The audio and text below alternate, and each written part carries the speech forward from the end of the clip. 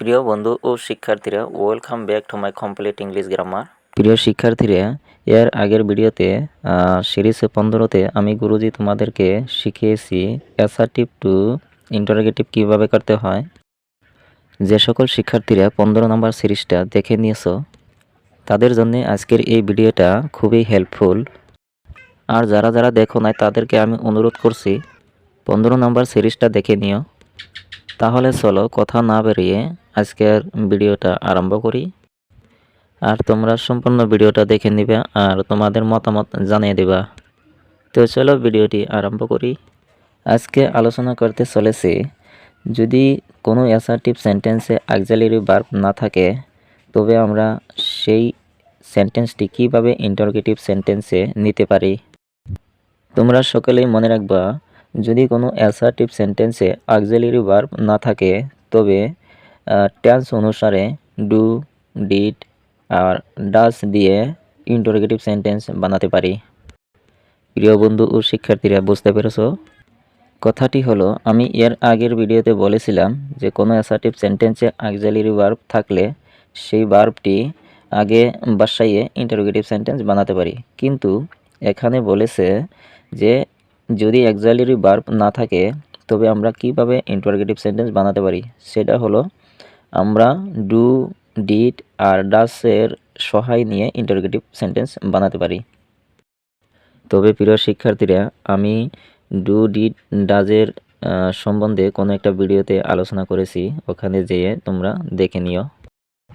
প্রিয় শিক্ষার্থীরা, আমি কেবল তোমাদের জন্য মূল কথাগুলা তুলে ধরছি। তবে চলো ডু দিয়ে দুটি মান ইন্টারোগেটিভ সেন্টেন্স বানিয়ে নেই। For example, they built a house. এই সেন্টেন্সটির ইন্টারোগেটিভ সেন্টেন্স হব do they built a house. যে সকল বিদ্যার্থীরা ডু, ডিড, ডাজের ব্যবহারের ভিডিওটি দেখে নিয়েছ তাদের জন্য এগুলা খুবই ইজি হব। এখানে দে বিল্ট আ হাউস এই বাক্যটি হচ্ছে প্রেজেন্ট ইনডিফিনিট টেন্স, তার সাথে সাবজেক্ট হচ্ছে দে, আর এটা হলো থার্ড পারসন প্লুরাল নাম্বারস, সেই জন্য আমরা ডু দিয়ে ইন্টারোগেটিভ সেন্টেন্স বানিয়ে নিলাম। প্রিয় শিক্ষার্থীরা, আমি বলেই দিছি কোনো সেন্টেন্সে অক্সিলারি ভার্ব না থাকলে কি করব, তখন আমরা ডু, ডিড আর ডাজের সহায় নিব। তো এই বাক্যটির subject they third person plural number আর সেন্টেন্সটি প্রেজেন্ট ইনডিফিনিট টেন্স, সেই জন্য আমরা ডু ব্যবহার করে ইন্টারোগেটিভ সেন্টেন্স বানিয়ে নিলাম। তবে চলো আরও একটা সেন্টেন্সে দেখিয়ে দেই, আর ওই সেন্টেন্সটা তোমরা কমেন্টের মাধ্যমে জানিয়ে দিবা। সেন্টেন্সটি হলো ইউ প্লে ক্রিকেট। এখন চলো আমরা শিখতে চলি ডিড দিয়ে দুটি মান interrogative sentence. He wrote a poem. এই সেন্টেন্সটির ইন্টারোগেটিভ সেন্টেন্স হব did he write a poem. এখানে ডিড কেন ব্যবহার করেছি তোমরা বুঝতে পেরেছ।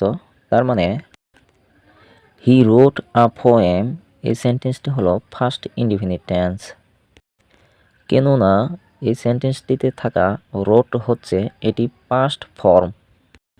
আর আমরা সকলেই জানি যে ফার্স্ট ইনডিফিনিট টেন্সটি ইন্টারোগেটিভ সেন্টেন্স বানাতে হলে ডিড ব্যবহার করতে হয়।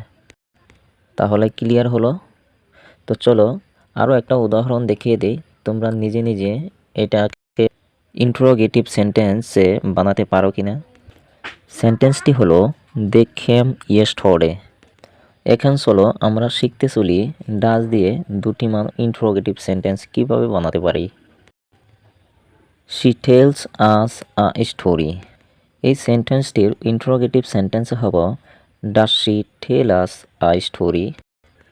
এই বাক্যটিতে ডাজ বসানো হচ্ছে কারণ হলো আমরা সকলে জানি যে সেন্টেন্সটি থার্ড প্রেজেন্ট ইনডিফিনিট টেন্স হলে আর সাবজেক্টটি থার্ড পারসন সিঙ্গুলার নাম্বার হলে তখন আমরা ডাজ ব্যবহার করে নিব।